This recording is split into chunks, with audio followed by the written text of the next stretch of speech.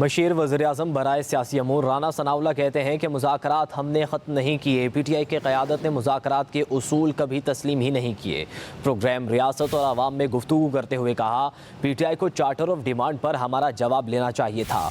مولانا فضل الرحمان پہلے بھی P T I کے ساتھ کھڑے تھے، اب بھی ہو سکتے ہیں۔ بانی پی ٹی آئی ڈیل مانگ رہے ہیں مگر ہم سے نہیں۔ جوڈیشل کمیشن سپریم کورٹ کے چیف جسٹس کی مرضی کے بغیر نہیں بن سکتا۔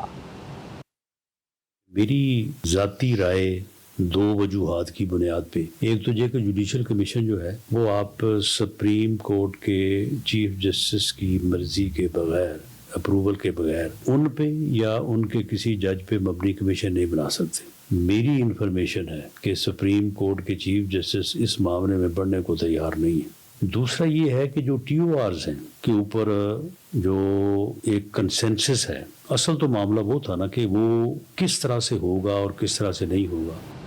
میری ذاتی رائے دو وجوہات کی بنیاد پہ، ایک تو یہ کہ جوڈیشل کمیشن جو ہے وہ آپ سپریم کورٹ کے چیف جسٹس کی مرضی کے بغیر، اپروول کے بغیر ان پہ یا ان کے کسی جج پہ مبنی کمیشن نہیں بنا سکتے۔ میری انفارمیشن ہے کہ سپریم کورٹ کے چیف جسٹس اس معاملے میں بڑھنے کو تیار نہیں ہے۔ دوسرا یہ ہے کہ جو ٹی او آرز ہیں کے اوپر جو ایک کنسنسس ہے، اصل تو معاملہ وہ تھا نا کہ وہ کس طرح سے ہوگا اور کس طرح سے نہیں ہوگا۔